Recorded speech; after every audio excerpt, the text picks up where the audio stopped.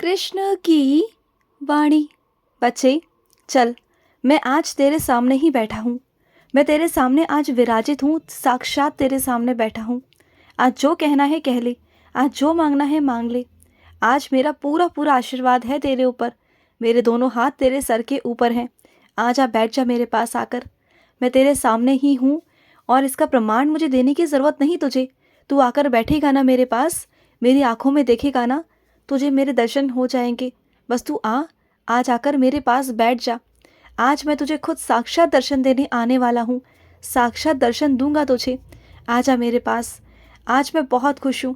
आज मैं तेरी भक्ति से बहुत खुश हूँ, क्योंकि जो तुमने किया ना, उससे मैं बहुत प्रसन्न हुआ, बहुत बहुत प्रसन्न हुआ। और इस कारण मैं तुम्हें आज देने वाला हूँ।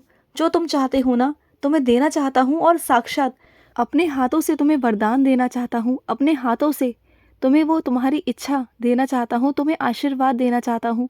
इस वजह से आज सारे कामों को छोड़ के ना, सब कुछ छोड़ छाड़ के आज मैं तुम्हारे समक्ष बैठने वाला हूँ। आज मैं तुम्हारे सामने आने वाला हूँ, क्योंकि तुम्हारी भक्ति की परीक्षा चल रही थी इतने दिनों से। तुम भक्ति की परीक्षा में सफल हुए मेरे बच्चे। तुम इतने दिनों से परेशान थे, कष्टों में थे, फिर भी तुमने मेरा हाथ नहीं छोड़ा। फिर भी तुमने मेरे चरण नहीं छोड़े। तुमने, चाहे कुछ भी हो जाए, कैसी भी परिस्थिति हो जाए, लेकिन तुमने मुझे नहीं छोड़ा, किसी कीमत पर मुझे नहीं छोड़ा। लोगों ने तुमसे कहा, तुम पर उंगलियां उठाई कि कहाँ हैं तुम्हारे भगवान, कहाँ हैं तुम्हारे कृष्ण, लेकिन तुमने विश्वास रखा, अटूट विश्वास। और आज उसी का फल है कि आज मैं तुम्हारे पास आने वाला हूँ, तुमसे मिलने, तुम्हारे सामने विराजित होने। लेकिन हाँ, ये बात तुम्हारे और मेरे बीच ही रहनी चाहिए। तो तुम मेरे पास आकर बैठना और जो मांगना हो ना, मुझसे आज मांग लेना। बिल्कुल चिंता मत करना। और सुनो, महीने का अंत है, मुझे मालूम है परेशान हो रहे हो। कैसे सारे भुगतान होंगे, कैसे घर का किराया जाएगा, कैसे बिजली का भुगतान होगा, कैसे राशन आएगा, कैसे बच्चों की स्कूल की फीसें जाएंगी, कैसे क्या होगा। इतने परेशान हो रहे हो। तुम्हारे ऊपर तरह तरह के लोन चल रहे हैं, कर्जे हैं। बहुत परेशान हो रहे हो कि कृष्ण ये सब कैसे होगा। भरोसा करते हो मुझ पर, विश्वास करते हो मुझ पर, तो भरोसा रखो, विश्वास रखो कि बहुत अच्छा होगा, बहुत खूबसूरत होगा और तुम्हारे लिए रास्ते बना दूंगा मैं। तुम बिल्कुल चिंता मत करो। ये अभी महीने का अंत है ना, अगले महीने तक तुम्हारा सारा भुगतान पहुंच जाएगा, सब कुछ हो जाएगा। तुम बिल्कुल चिंता मत करो। तुम्हारे लिए चीज़ें मुश्किल हैं, लेकिन मेरे लिए बिल्कुल भी नहीं। जहाँ तुम्हारे लिए जो चीज़ असंभव है ना, वो तुम्हारे कान्हा के लिए संभव है। जब सब कुछ बनाने वाला मैं हूँ, सब कुछ करने वाला मैं हूँ, सबका मन बदलने वाला मैं हूँ, तो किसी की क्या मजाल की कुछ हो जाए तुम्हारे साथ, तुम्हारे सारे काम हो जाएंगे, ये मेरा वादा है तुमसे। और सुनो मेरी बात को, कुछ चीज़ें ना ज़रूरी नहीं कि तुम कठिन शब्दों में ही समझाओ। जो तुम प्रयास कर रहे हो ना कि उस इंसान को तुम्हें समझाना है, और कठिन कठिन शब्दों का तुम प्रयोग कर रहे हो, तुम अभ्यास कर रहे हो कि कैसे कैसे क्या क्या शब्द तुम उनके आगे रखोगे, तब जाकर वो समझेंगे। कोई ज़रूरत नहीं अभ्यास करने की, कोई ज़रूरत नहीं प्रयास करने की। सीधा सीधा जाओ और जो तुम्हारी साधारण बोली है ना, जो तुम्हारी साधारण भाषा है, वो जाकर कहो। उन्हें समझ में आ जाएगा, वो समझ जाएंगे। बस तुम्हारी सच्चाई और तुम्हारे भाव तुम्हारे साथ होने चाहिए। ये दो चीज़ें तुम्हारे साथ होंगी ना, तो जीत तुम्हारी होगी। और वो मान जाएंगे, वो समझ जाएंगे। तुम प्यार से समझाओगे ना, वो समझ जाएंगे। समझ गए? जाओ उनके पास और जाकर कहो उनसे। और सुनो मेरी बात को, जो तुम्हारे घर में जायदाद को लेकर लड़ाई झगड़े हो रहे हैं ना, उनका कोई मतलब नहीं, कुछ भी मतलब नहीं। लड़ाई झगड़ा करके कुछ भी हासिल नहीं होगा। अगर प्यार से सब चीज़ें हो जाएं तो उसमें सबकी भलाई है। अगर लड़ाई झगड़े होंगे तो किसी के हाथ कुछ भी नहीं आएगा और कुछ भी नहीं होगा। और वैसे भी इंसान को अपने ऊपर भरोसा होना चाहिए कि हम क्या कर सकते हैं। दूसरों पर निर्भर रहकर, दूसरों की चीज़ों पर हक जमा करना, इंसान ज़िंदगी में सफल नहीं हो सकता। अगर तुम सच में सफल बनना चाहते हो ना, तो खुद की मेहनत पर भरोसा करो। खुद पर करो कि तुम खुद से अपना घर मकान बना सकते हो। किसी की चीज़ लेकर खुशी मत मनाओ, बल्कि अपने हक की चीज़ खुद से बनाओ। मेहनत करो। जिस दिन तुम पूरी ज़िंदगी मेहनत करके अपने घर का एक टुकड़ा भी लगा सको ना, अगर तुम ज़िंदगी में एक कमरा भी खड़ा कर सको ना, अपने नाम से, अपने बलबूते पर, अपनी चीज़ों पर, अपनी शर्तों पर, अपनी मेहनत से, तो उसकी खुशी इतनी होगी ना कि तुम सोच नहीं सकते। माता पिता ज़िंदगी भर कमाते हैं अपने बच्चों के लिए, लेकिन वो ऐन मौके पर ये भरोसा करते हैं कि उनके बच्चे उनकी सेवा करेंगे। जब तुम रात को सोते नहीं थे ना, तब वो तुम्हारे पास बैठते थे। जब तुम्हारी तबीयत खराब होती थी ना, तो वो रात रात भर सोते नहीं थे। खाने तक को वो त्याग देते थे। तुम्हारी माँ तुमसे इतना प्यार करती थी, इतना प्यार कि तुम सोच भी नहीं सकते, और आज भी करती है। और तुम्हारे पिता, वो चाहे कितने भी गुस्सैल स्वभाव के क्यों ना हो, कितने भी सख्त क्यों ना हो, लेकिन वो अंदर ही अंदर तुम्हारे लिए ही जूझ रहे थे ज़िंदगी से, तुम्हारे लिए ही कर रहे थे, मेहनत कर रहे थे। और आज जब उन्हें तुम्हारी ज़रूरत है, तो तुम जायदादों के पीछे भाग रहे हो, चीज़ों के पीछे भाग रहे हो, मकानों के पीछे भाग रहे हो। जब उन्हें तुम्हारी ज़रूरत है, सब कुछ यहीं रह जाएगा, और यही सच्चाई है। ये घर, ये मकान, सब कुछ यहीं रहेगा। आज अगर तुमने अपने माता पिता का साथ नहीं दिया ना, तो कल को तुम्हारे भी बच्चे तुम्हारे साथ यही करेंगे।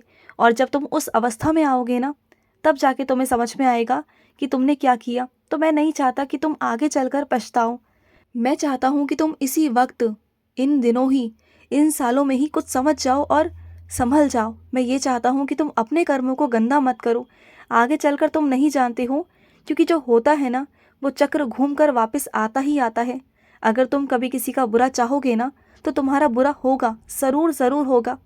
और अगर तुम किसी का अच्छा चाहोगे ना, तो तुम्हारी ज़िंदगी भी घूम कर अच्छाई ही लेकर आएगी, चाहे तुम्हारे बच्चों के रूप में, चाहे किसी और के रूप में। तो जो भी करो सोच समझ कर करना ज़िंदगी में हमेशा। हर कदम को फूंक फूंक कर उठाना, क्योंकि जो चीज़ तुम करोगे वही कल को लौट कर तुम्हारे पास आएगी। समझ रहे हो ना मेरी बातों को? ये सच्चाई है ज़िंदगी की, और इस सच्चाई से तुम भाग नहीं सकते। ये सच्चाई से रूबरू हो जाओ मेरे बच्चे, चीज़ों को समझो। और तुम्हारे मन में जो लालच उत्पन्न होता है ना, वो तुम्हारे मन का लालच तो है ही नहीं, क्योंकि तुम ऐसे थे ही नहीं। तुम्हें तो भड़काया गया किसी के द्वारा, कोई गलत इंसान के द्वारा, कोई नकारात्मक जो लोग हैं ना, उनके द्वारा, जो नहीं चाहते कि तुम्हारा आगे कल्याण हो। वो सर्वनाश चाहते हैं तुम्हारा। खुद का तो चाह ही रहे हैं, और साथ साथ तुम्हारा भी करवा रहे हैं। तुम्हारा दिमाग इस कदर ख़राब कर देते हैं, तुम्हें भड़का देते हैं कि तुम्हें अपनों के खिलाफ ही भड़काते हैं वो। तुम तो कम से कम समझदार बनो। तुम तो कम से कम उनकी बातों को सुनकर अपनों के खिलाफ मत जाओ। अपनों के खिलाफ जाओगे तो कल को खुद को परेशान कर लोगे। ना तुम इधर के रहोगे, ना उधर के रहोगे, क्योंकि जिनके भड़कावे में तुम आ रहे हो ना, वो किसी के सगे नहीं। तुम्हें क्या लगता है कि तुम उनके भड़कावे में आकर तो तुम अपने परिवार को दुख तो पहुंचाओगे ही पहुंचाओगे? क्या कल को वो तुम्हारा साथ देंगे? कल को वो भी तुम्हारा साथ छोड़कर चले जाएंगे, फिर क्या करोगे? ना इधर के रहोगे, ना उधर के रहोगे। फिर परेशान हो जाओगे, पछताओगे ज़िंदगी में कि तुमने ये क्या कर दिया। और मैं नहीं चाहता कि तुम ज़िंदगी में पछताओ। मैं तुम्हें बचा रहा हूँ, बातों को समझने की कोशिश करो। समझ रहे हो ना? आज ही जाओ और माफ़ी मांगो। जो तुम गलत कर रहे हो उसके लिए माफ़ी मांगो, और अपने सही रास्ते की तरफ आओ, ठीक है? और मैं अपने कुछ बच्चों से कहना चाहता हूँ, जो तुम्हारे पास मेरे फूल की माला रखी हुई है, जो सूख गई है, बहुत दिनों से तुमने इकट्ठी भी करके रखी है, उन सभी मालाओं को इकट्ठा करके, जो भी तुम्हारे पास सूखे नारियल हैं, जो भी है ना, सारा सामान तुम्हारा पूजा का, उसे एक जगह एकत्रित करके उसे किसी नदी में प्रवाह करवा दो मेरे बच्चे। या तो खुद चले जाओ, अगर तुम नहीं जा पा रहे हो तो किसी के भी द्वारा करवा लो, लेकिन घर में सूखे फूल पत्तियाँ ये सब मत रखो, क्योंकि बहुत दिनों से इकट्ठे हो चुके हैं। और किसी के पाँव के नीचे आए, ये तो गलत है ना, क्योंकि वो सब मेरे चढ़े हुए हैं, मुझे स्पर्श किए हुए हैं। और जो चीज़ मुझे स्पर्श कर जाती है ना एक बार, वो पवित्र हो जाती है, चाहे वो तुम ही क्यों ना हो। तभी तो तुम्हें कहता हूँ कि रोज़ मेरे पाँव छुओ, मुझे स्पर्श करो। जब जब तुम मुझे स्पर्श करोगे, मुझे नमस्कार करोगे ना, तुम्हारी आत्मा भी पवित्र होती चली जाएगी, अनमोल होती चली जाएगी। तो बातों को समझो। तो तुम एकत्रित करके उसे नदी में बहा दो। और सुनो, अगर सामने वाला अपने कामों को बहुत ज़्यादा महत्व देता है और तुम्हारे कामों को वो कुछ भी नहीं समझता, कि अगर उसे कोई काम है तो तुम चाहे व्यस्त रहो या कुछ भी रहो, लेकिन उसके काम होने चाहिए। लेकिन अगर तुम्हारा कोई काम है ना, तो वो तुम्हें मुंह पर बोल देते हैं कि उनके पास बहुत सारे काम हैं, वो अपने कामों को बहुत महत्व देते हैं। इसका मतलब तो ये हुआ ना कि उनकी ज़िंदगी में तुम्हारा कोई महत्व नहीं। तो क्यों तुम उनके पीछे पड़े हो? छोड़ दो उन्हें। तुम्हारी खुद की अहमियत तुम्हें खुद करनी होगी, तुम्हारी खुद की कद्र तुम्हें खुद करनी होगी। कोई नहीं करेगा तुम्हारी कद्र, कोई नहीं जानेगा तुम्हारी अहमियत को। जब तक तुम खुद से अपनी अहमियत नहीं करोगे, तो अपनी कद्र करो, अपने आप को आगे बढ़ाओ। समझ रहे हो मेरी बातों को? खुश रहो। आज का रात्रि कृष्ण संदेश समाप्त हुआ। जय श्री कृष्णा।